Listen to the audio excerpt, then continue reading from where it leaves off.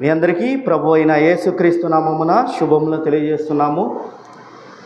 ప్రియులారా, ఈరోజు దేవుడు మనతో మాట్లాడుతున్న అంశము యోహాను సువార్త 21వ అధ్యాయము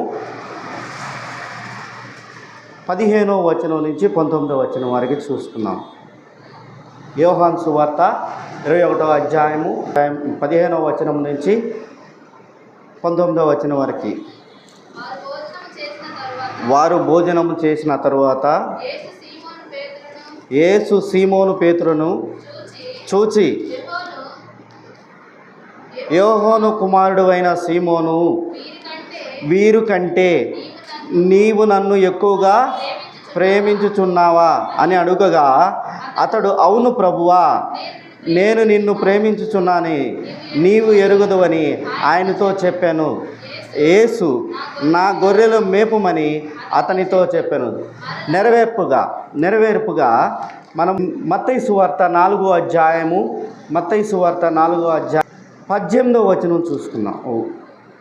మత్తయి సువార్త 4వ అధ్యాయము యేసు గలిలయ సముద్ర తీరమున నడుచుచుండగా పేతురు అనబడిన సీమోను, అతని సహోదరుడైన ఆంద్రేయ అను ఇద్దరు సహోదరులు సముద్రములో వలవేయుట చూచెను. వారు జాలరులు. ఆయన, నా వెంబడి రండి, నేను మిమ్మలను మనుషులను పట్టు జాలరులుగా చేతునని వారితో చెప్పాను. వెంటనే వారు తమ వలలు విడిచి ఆయనను వెంబడించిరి. ఇక్కడ యోహాను సువార్త 21వ అధ్యాయం 15వ వచనంలో యేసుక్రీస్తు ప్రభులు వారు సీమోను అను పేతుర్ని ఏమడుగుతున్నాడంటే, నీవు నన్ను ప్రేమించుచున్నావా అంటే అక్కడ ఏమని సెలవిచ్చారంటే, పేతురు, అవును ప్రభువా, నేను నిన్ను ప్రేమించుచున్నాను, అది నీకు తెలుసు అంటే అని చెప్పిన తర్వాత మళ్ళీ ఏం చెప్తున్నాడు యేసుక్రీస్తు ప్రభులు వారు, అయితే నీవు నా గొర్రెలని మేపుమని చెప్తున్నాడు. దీనికి ఏం చేస్తున్నాడంటే, మత్తయి సువార్త 4వ అధ్యాయం 18వ వచనంలో ఏం చెప్తున్నాడంటే, నా వెంబడి రండి, నేను మిమ్మలను మనుషులను పట్టు జాలర్లుగా చేస్తాను అని చెప్తున్నాడు. ఎందుకు ఈ మాటలు రెండు తీసుకున్నట్లయితే, ఒకటి, నీవు నన్ను ప్రేమిస్తున్నావా అని అడిగాడు. అవును ప్రభువా, నేను నిన్ను ప్రేమిస్తున్నాను అని చెప్పినప్పుడు, నీవు నా గొర్రెలని మేపుము. ఎవరి గొర్రెలు అని మనం అనుకోవాలి. తర్వాత మేపుము అని చెప్తున్నాడు, అనగా నా గొర్రెలని కాపలా కాయి పేతురు అంటున్నాడు. తర్వాత ఇక్కడికి వచ్చేలాగే, నన్ను వెంబడించండి, నేను మిమ్మల్ని మనుషుల పట్టు జాలర్లుగా చేస్తాను పేతురు అని ఇక్కడ చెప్తున్నాడు. ఆయన పేరు పేతురు కాదు. అప్పుడు ఈ మాట చెప్పినప్పుడు యేసుక్రీస్తు ఆ పేతురుతో మాట చెప్పినప్పుడు ఆయన పేరు పేతురు కాదు, సైమన్ అంటారు. అన్ని సైమన్ అని ఆయన పేరు సైమన్, నువ్వు నన్ను వెంబడించు, నేను నిన్ను మనుషులను పట్టు జాలర్లుగా చేస్తాను అని చెప్తున్నాడు. అయితే ఇక్కడ ఎందుకు ఈ మాటలు జరుగుతుందంటే, యోహాను సువార్త 21వ అధ్యాయం కానీ చూసుకున్నట్లయితే, మొట్టమొదటి నుంచి కానీ చూసుకున్నట్లయితే, యేసుక్రీస్తు పునరుద్ధానుడైన తర్వాత వాళ్ళకి శిష్యులకి 2 సార్లు తన పునరుద్ధానాన్ని అగపరుచుకుంటాడు, తెలియజేస్తాడు. అయితే ఈ తెలియజేసిన తర్వాత శిష్యులందరూ కూడా ఎవరి పనుల్లో వాళ్ళు ఉంటారు. కానీ యేసుక్రీస్తు ప్రభులు వారు తన శిష్యుల ద్వారా తను ఏదైతే పరిచర్య చేశాడో ఆ పరిచర్యని ఏం చేయాలనుకుంటున్నాడంటే, తన శిష్యుల ద్వారా చేయాలనుకొని శిష్యులకి అప్పచెప్పాలనుకుంటాడు. కానీ శిష్యులు ఏం చేస్తున్నారంటే, ఎవరి పనుల్లో వాళ్ళు నిమగ్నమై ఉన్నారు. యేసుక్రీస్తు వదిలిన పరిచర్యని వాళ్ళు ఏం చేస్తున్నారు, కంటిన్యూ చేయకుండా జాలర్లుగాను, అంటే చేపలు పట్టే వాళ్ళు కానీ ఉంటున్నారు, కుమ్మలు ఏ పని నేర్చితే ఆ పని చేసుకుంటున్నారు. కానీ యేసుక్రీస్తు మనకి చెప్పిన పని ఏంది అంటే, మీరు సర్వలోకానికి వెళ్ళి నా సువార్తని ప్రకటించండి అని చెప్పిన మాటని ఎవరు పట్టించుకోలేదు. అందునిమిత్తము 2 సార్లు వాళ్ళకి కనిపించాడు. 3వసారి కనిపించాడు అనమాట. ఇక్కడ యోహాను సువార్త 21వ అధ్యాయంలో కానీ చూసుకున్నట్లయితే 3వసారి కనిపించి ఏం చేస్తాడంటే సీమోను పేతురుని అడుగుతాడు, సీమోన్ని అడుగుతాడు, అయ్యా పేతురు, నువ్వు నన్ను ప్రేమించుచున్నావా అని అడుగుతాడు. అవును ప్రభువా, నేను నిన్ను ప్రేమిస్తున్నాను. అయితే ఏం చెప్పాడు చూడండి, మళ్ళీ చూడండి 21వ అధ్యాయము 15వ వచనంకి వెళ్ళినట్లయితే 15వ వచనం.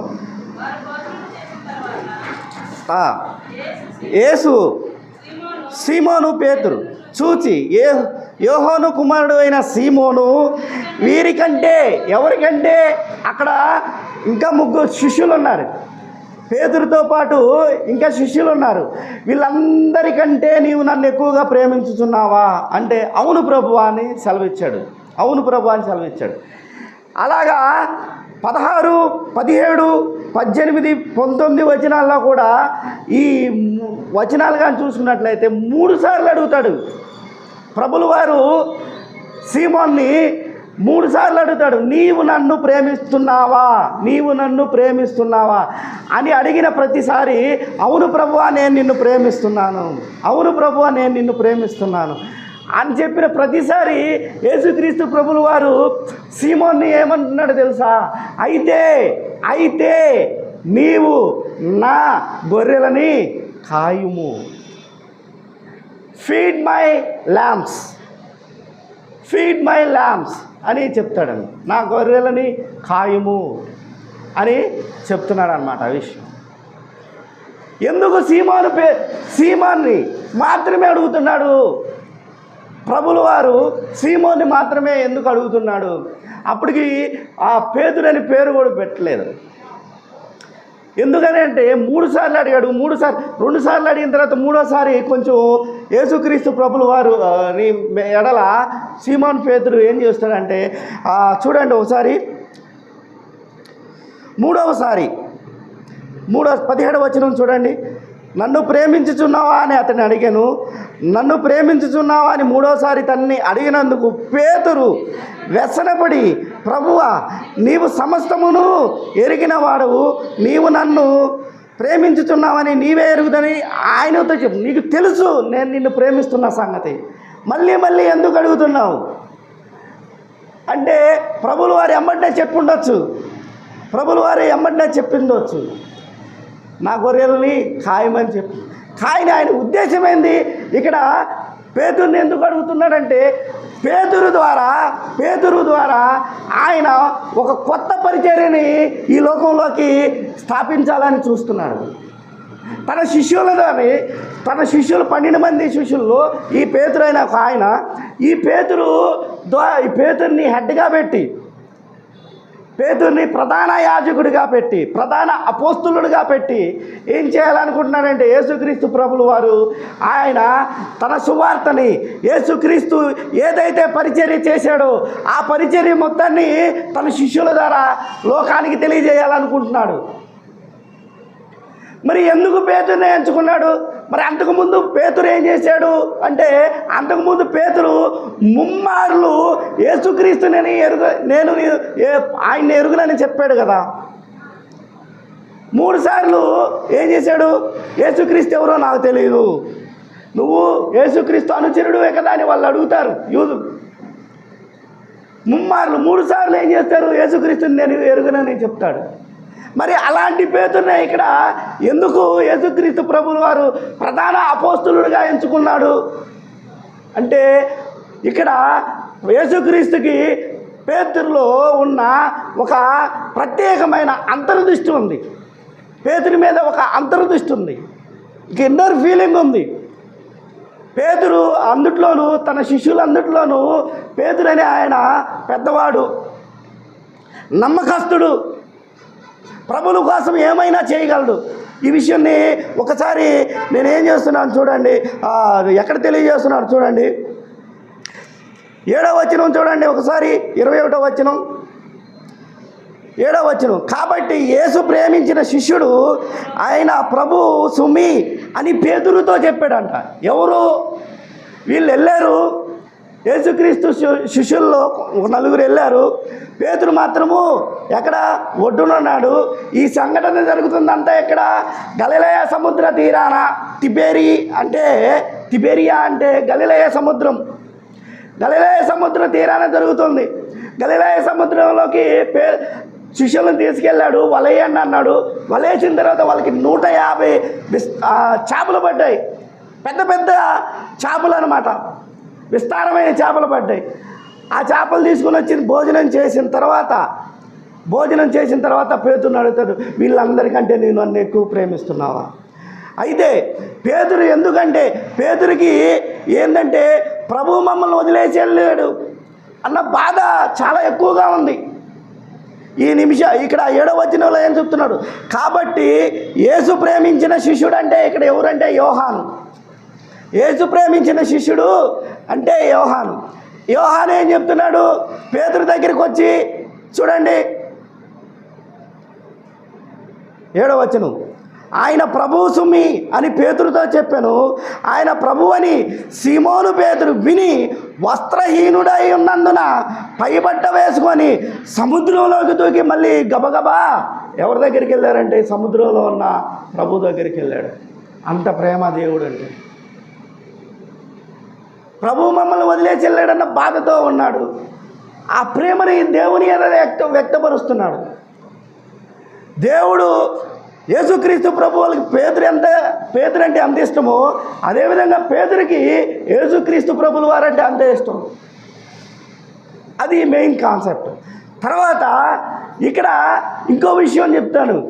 ఇప్పుడు యేసుక్రీస్తు పరిచర్య చేస్తున్న కాలంలో, చనిపోకముందు పరిచర్య చేస్తున్న కాలంలో ఏం చేస్తాడంటే ప్రధాన శిష్యులు, వాళ్ళ శిష్యులు 12 మందిలో యేసుక్రీస్తుకి ప్రధాన శిష్యులుగా ఎవరు ఉండాలని వాళ్ళు ఏమవుతుందంటే భేదము కలిగిద్ది. ఈ విషయాన్ని లూకాసు వార్త 22వ అధ్యాయం 24వ వచనంలో చెప్తారు చూడండి. భేదము కలిగిద్ది. లూకాసు వార్త 22వ అధ్యాయం. తమలో ఎవడు గొప్పవాడుగా ఎంచబడును అను వివాదము వారిలో పుట్టక ఆయన వారితో ఇట్లనెను, అన్యజనులలో రాజులు మీ మీద ప్రభుత్వము చేయుదురు, వారి మీద అధికారము చేయువారు ఉపకారులు అనబడుదురు. మీరైతే అలాగుండరాదు. మీలో గొప్పవాడు చిన్నవాడి వలెను, అధిపతి పరిచారులుగా ఉండవలెనని ఇక్కడ ప్రభువు సెలవిస్తాడు. అంటే ఇక్కడ విషయం ఏంటంటే యేసుక్రీస్తుకి ఎవరు ప్రధాన అనుచరుడుగా ఉండాలి, అపోస్తులుడిగా ఉండాలి అని వాళ్ళలో పుట్టినప్పుడు ఒక్కొక్కరు ఒక్కొక్క ఐడియా ఉంటుంది. నేను ప్రభువుకి ప్రధాన అనుచరుడుగా ఉంటానని ఒకళ్ళు అనుకుంటున్నప్పుడు ఇంకొక ఆమె వస్తుంది. ఇంకొక ఆమె 2 కొడుకులను పెట్టుకొని వచ్చి, అయ్యా నీ రాజ్యంలో నా కొడుకుల్ని ఒక వాడిని కుడి పక్కన ఇంకో వాడిని ఎడమ పక్కన ఉంచుకో అని రికమెండేషన్ కూడా చేయడానికి వస్తుంది. అది కూడా చూడండి మత్తయి సువార్త 20వ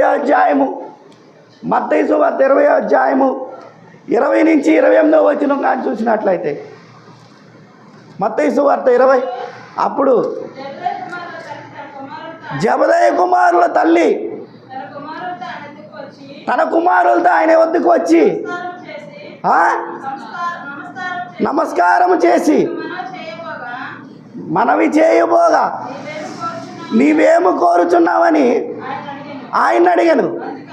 అందుకామె నీ రాజ్యమందు ఈ నా 2 కుమారులను ఒకడు నీ కుడి వైపునను ఒకడు నీ ఎడమ వైపునను కూర్చుండే సెలవేమని అడిగినప్పుడు దేవుడిచ్చే మాట ఏంటో తెలుసా? ఒకరిని కుడివైపు కూర్చోబెట్టుకోవడానికి, ఒకడిని ఎడమ వైపు కూర్చోవడానికి నా దగ్గర అధికారం అయితే లేదు. అది ఎవరు డిసైడ్ చేస్తారని అది పరలోకమందున్న దేవుని ఇష్టం అమ్మా. అది మీ కొడుకుల యొక్క నీతి క్రియల మీద ఆధారపడి ఉంటుంది. నా పక్కన, నా కుడి పక్కన, నా ఎడమ పక్కన కూర్చునే అవకాశము అది ఎవరు డిసైడ్ చేస్తారంటే నేను డిసైడ్ చేసేది కాదు. నేను ఆయన ప్రతినిధిగా లోకంలోకి వచ్చాను, దేవుని ప్రతినిధిగా వచ్చాను, దేవుని కుమారునిగా వచ్చాను. వచ్చినప్పుడు ఆయన దేవుడు అంటే ఏంటో తెలియజేయటం నా బాధ్యత. ఈ ప్రజలకి. కానీ ఇప్పుడు ఏం చేస్తున్నా అంటే నువ్వు నన్ను ఏం అడుగుతున్నావు, ఒకరిని కుడివైపు ఇంకొకరిని ఎడమవైపు పక్కన పెట్టమంటున్నావు. అది నేను చేయవలసిన పని కాదు, దేవుడు చేసే పని అని. 23 చూడండి. ఆయన మీరు నా గిన్నెలోని తాగుదురు, కానీ కుడివైపునను నా ఎడమ వైపునను కూర్చుండనిచ్చుట నా వశము లేదు. నా తండ్రి చేత ఎవరు సిద్ధపరచబడినో అది వారికి దొరికిద్ది. ఎవరు దేవుడు నా కుడి పక్కన నిర్ణయించేది, ఎడమ పక్కన కుడి పక్కన ఎవరు కూర్చోవాలన్నది డిసైడ్ చేసేది ఎవరంట?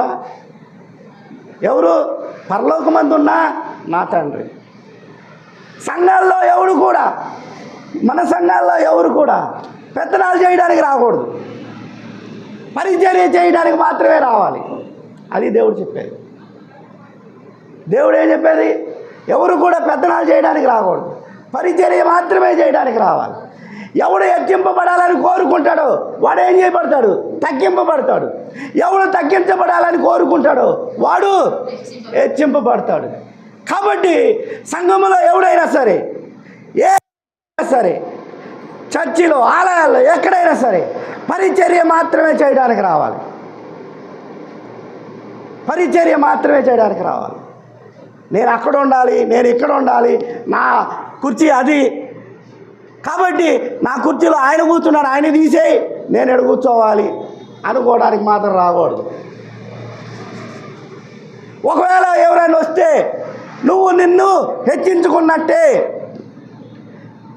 కాబట్టి నీ హెచ్చింపు పరలోకమందు తగ్గించబడుతుంది.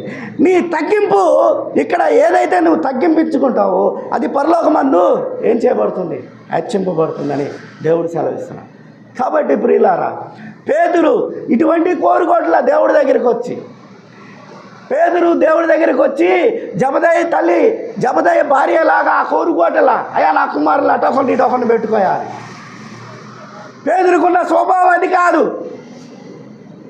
పేతురుకున్న స్వభావం అది కాదు. అది గుర్తుపెట్టుకున్నాడు. తర్వాత ఇంకా ఏం చెప్తున్నాడు చూడండి, ఇంకా ఏం చెప్తున్నాడు. మనము చిన్న చిన్న విషయాల్లో నమ్మకంగా ఉండాలి. దేవుడు చెప్పే మాట లూకాసు వార్త 16వ అధ్యాయం 10వ వచనం చూడండి.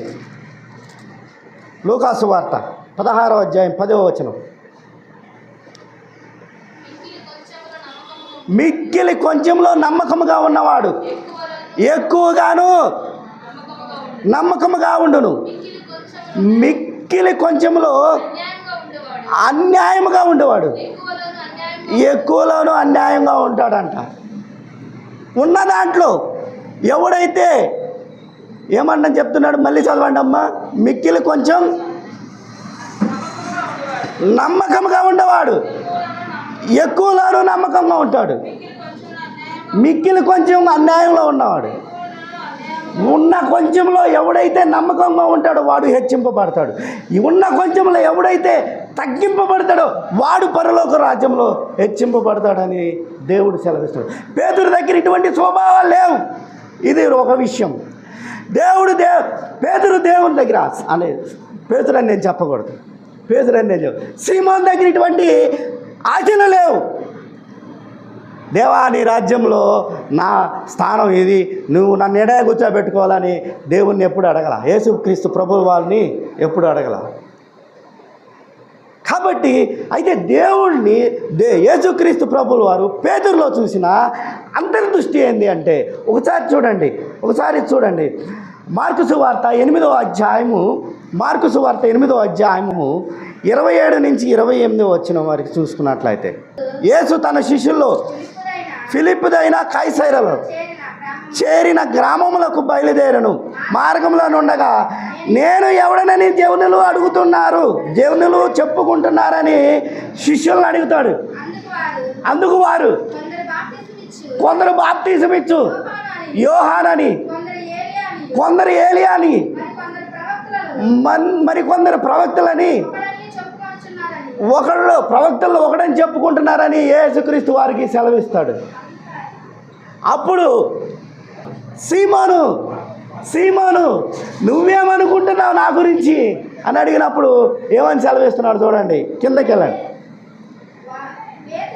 29 చూడండి. అందుకు ఆయన మీరైతే నేను ఎవడని చెప్పుతున్నారని వారిని అడగగా పేతురు నీవు క్రీస్తు అని ఆయనతో చెప్పాడు. చాలమ్మా. ఎవరంటే నువ్వు అభిషక్తుడు అండి, మీరు దేవుని దగ్గర నుంచి పంపబడిన వ్యక్తి, ఈ సర్వలోకాలని రక్షించడానికి వచ్చిన వ్యక్తి అని పేతురు చెప్పాడు. మిగతా శిష్యులు ఏం చెప్తున్నారు?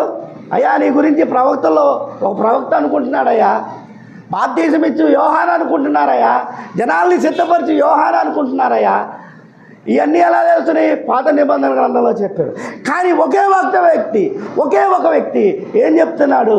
నీవు అభిషక్తుడివయి ఈ లోకాన్ని రక్షించడానికి వచ్చిన వ్యక్తివి అని ఇక్కడ ప్రభుకి తెలియజేసినప్పుడు ప్రభు ఏం చెప్తాడు చూడండి.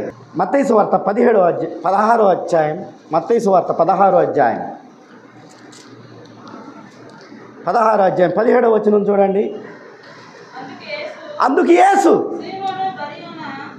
సీమోను బార్జోనా నీవు ధన్యుడవు, పరలోకమందున్న నా తండ్రి ఈ సంగతి నీకు బయలుపరిచితే గాని నరులు నీకు బయలుపరచలేదు. ఇక్కడ చెప్తున్నాడు చూడండి. ఎప్పుడైతే ఈ మాట సీమోను చెప్పాడో అప్పుడు యేసుక్రీస్తుకి నాకు కరెక్ట్ అయిన శిష్యుడు ఈయనే, ఈ 12 మందికి అధిపతులుగా చేయడానికి ఈయన తప్ప నాకు ఇంకొక వ్యక్తి లేరని ఏం చేసుకున్నాడంటే, నీవు దేవుని ఆత్మ కలిగి ఉంటే తప్పించి ఈ విషయాన్ని నువ్వు చెప్పలేవు. నరులు మాత్రం చెప్పే విషయాన్ని నువ్వు చెప్పలేదు, కానీ నువ్వు చెప్పావంటే దాని అర్థం ఏంటంటే దేవుని ఆత్మ నీలో ఉన్నది. ఇప్పుడు అర్థమవుతుందమ్మా.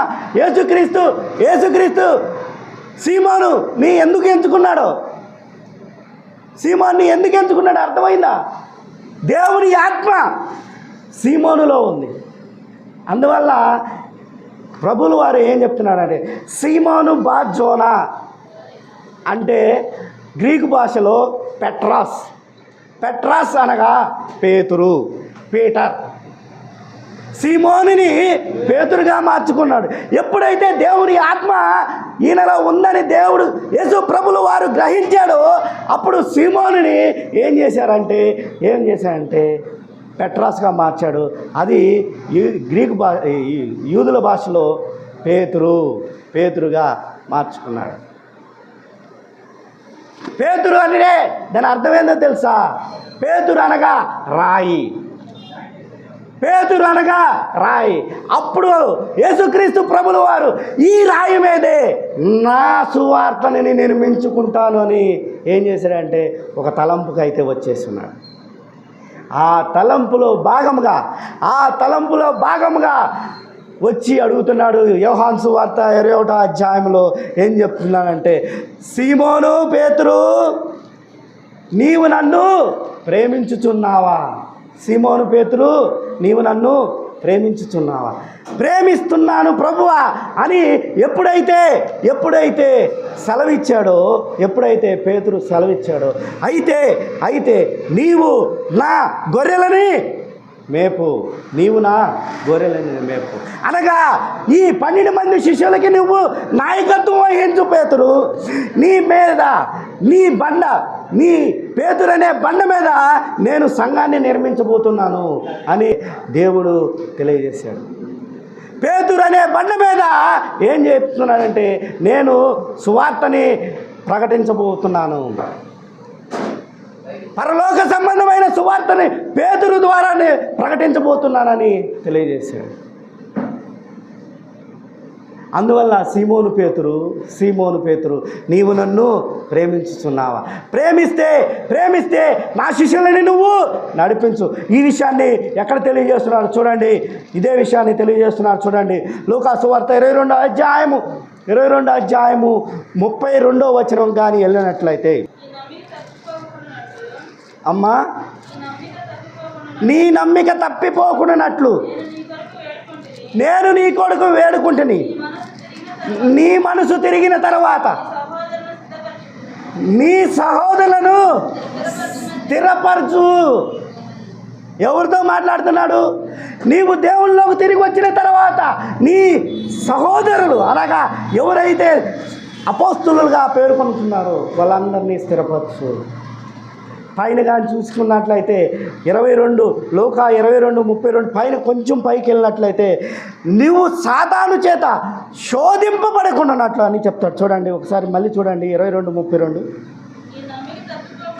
నీ నమ్మిక తప్పిపోకుండానట్లు నేను నీ కొరకు వేడుకుంటుని, నీ మనసు తిరిగిన తర్వాత నీ సహోదరులను స్థిరపరచమని చెప్పాను.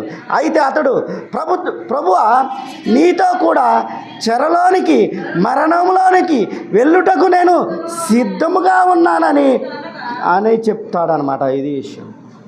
పేతురు యొక్క ప్రేమ యేసుక్రీస్తు ప్రభుల వారి పట్ల, యేసుక్రీస్తు ప్రభుల వారి పట్ల ప్రేమ.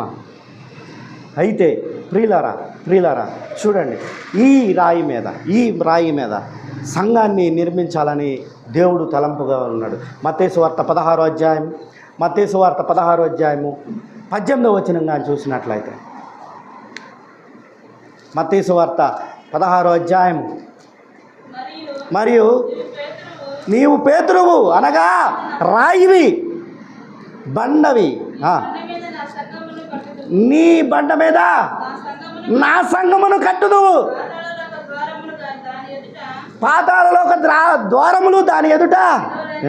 నువ్వు ఏదైతే సంఘాన్ని నిర్మించాలనుకుంటున్నావో పేతురు, ఆ సంఘము ఎదుట పాతాళలోక ద్వారాలు కూడా నిలువలేవు అని దేవుడికి గొప్ప వరాన్ని దేవుడు ఇచ్చారు, యేసుక్రీస్తు ప్రభులు వారు. కాబట్టి యేసుక్రీస్తు ఏదైతే 12 మంది అపోస్తులు ఉన్నారో ఆ అపోస్తుల ద్వారా ఒక సంఘాన్ని నిర్మించాలని యెరూషలేములో తలంచాడు.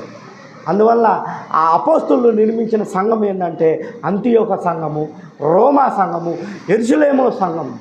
ఈ సంఘాల్లో యూదులందరినీ గ్యాదర్ చేసి యేసుక్రీస్తు చేసిన పరిచర్యని ఈ పేతురు అనే బండ ద్వారా నిర్మించాడన్నమాట. యేసుక్రీస్తు పరిచర్యని పేతురు ద్వారా నిర్మించాడు. కానీ ఇంకొక ఆయన ఏం చెప్తాడంటే ఈ బండ కాదు వేరొక బండ అని చెప్తాడు. నేను దాని గురించి మాట్లాడదలుచుకున్నాను. ఈ బండ పేతురు కాదు వేరొక ఆయన ఉన్నాడని చెప్తాడు. నేను దాని గురించి మాట్లాడతలేదు. యేసుక్రీస్తు ప్రభులు వారు ఏం చెప్తున్నారంటే నీ బండ మీద అనగా నీ ద్వారా నేను సంఘాన్ని స్థిరపరుస్తున్నాను, నువ్వు వాటికి హెడ్గా ఉండు. ఈ 12 మంది అపోస్తలులను నడిపించు.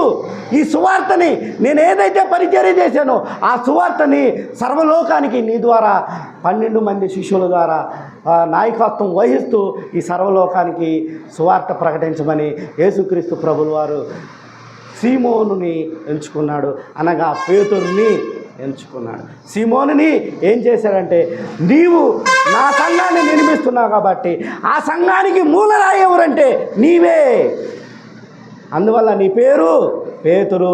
సీమోను కాస్త ఏమయ్యాడు? పేతురుగా మార్చబడాడు. సంఘానికి మూలరాయి ఎవరు ఇప్పుడు? పేతురు. యేసుక్రీస్తు ప్రభులు వారు నిర్మించిన సంఘానికి మూలరాయి ఎవరంటే పేతురు. కాబట్టి ఏదైతే ఇక్కడ ఏమైతే సెలవిచ్చాడో మత్తయి సువార్త 4వ అధ్యాయం 18వ వచనంలో ఏదైతే సెలవిచ్చారో, రండి నేను మిమ్మల్ని మనుషుల పట్టుజాలరుగా చేస్తానని వాళ్ళకి ఎప్పుడైతే మాట ఇచ్చాడో ఆ మాటని పేతురు ద్వారా సంఘాన్ని నిర్మించి అక్కడ మనుషులు పట్టు జాలర్లుగా చేశాడు. మామూలు చేపలు పట్టే జాలరు కాస్త మనుషులు పట్టే జాలరుగా పేతుర్ని సీమోన్ని మార్చాడు. ఆ సీమోను ఎవరంటే క్రీస్తు వేయబడిన బండ. ఈ లోకానికి ఏదైతే సువార్త ప్రకటించబడుతుందో ఆ సువార్తకి మూలరాయి ఎవరంటే ఈ పేతురు, సీమోను పేతురు. కాబట్టి ప్రియులారా, ఈరోజు పేతురు ద్వారా మనం పేతురుని ఎందుకు 3 సార్లు అడిగాడంటే 3 సార్లు అడుగుతాడు. సీమోను పేతురు, నువ్వు నన్ను ప్రేమిస్తున్నావా, నీవు నన్ను ప్రేమిస్తున్నావా, నీవు నన్ను ప్రేమిస్తానని 3 సార్లు ఎందుకు అడిగాడంటే, నేను నీ ద్వారా ఈ సువార్తని లోకానికి తెలియజేస్తున్నాను, నీ ద్వారా ఒక సంఘాన్ని నిర్మించబోతున్నాను, నీ ద్వారా ఒక సంఘాన్ని నిర్మించబోతున్నాను. ఆ సంఘానికి మూలరాయి ఎవరంటే నువ్వే నడిపించాలి పేతురు అని యేసుక్రీస్తు ప్రభుల వారు ఆ సైమోనికి తెలియజేశాడన్నమాట. కాబట్టి నేను ఎవరైనా సరే ఆ సంఘంలో ఉన్నామా లేదా, పేతురు స్థాపించిన సంఘంలో ఉన్నామా లేదా అన్నది మనం తెలుసుకోగలిగితే ఈ వాక్యము మీకు తెలుస్తుంది. దేవుడు ఎందుకు పేతురుని నీవు నన్ను ప్రేమిస్తున్నావు అంటే, దేవుడు నువ్వు మనల్ని ప్రేమించడానికి గల కారణం. సీమోను పేతుర్ని ఎందుకు అడుగుతున్నాడంటే, దేవుడు మనల్ని ప్రేమించి మన ద్వారా సువార్తను ఏమన్నా ప్రకటించాలని కోరుకుంటున్నాడేమో చూసుకోవాలి. మనల్ని మనుషుల పట్టు జాలర్లుగా తయారు చేయాలనుకుంటున్నాడేమో చూసుకోవాలి. ఇదే ఈరోజు మన అంశం. పేతురు నీవు నన్ను ప్రేమిస్తున్నావా అంటే, పేతురు ద్వారా తన పరిచర్యని ఈ లోకానికి తెలియజేయడానికి ఒక సంఘాన్ని స్థాపిస్తున్నాడు. ఆ సంఘానికి మూలరాయి ఎవరంటే ఈ సీమోను పేతురు అని దేవుడు నా ద్వారా మీకు తెలియజేస్తున్నాడు. దేవుడు మిమ్మలను మీ కుటుంబాలను దీవించునుగాక. ఆమేన్, ఆమేన్, ఆమేన్.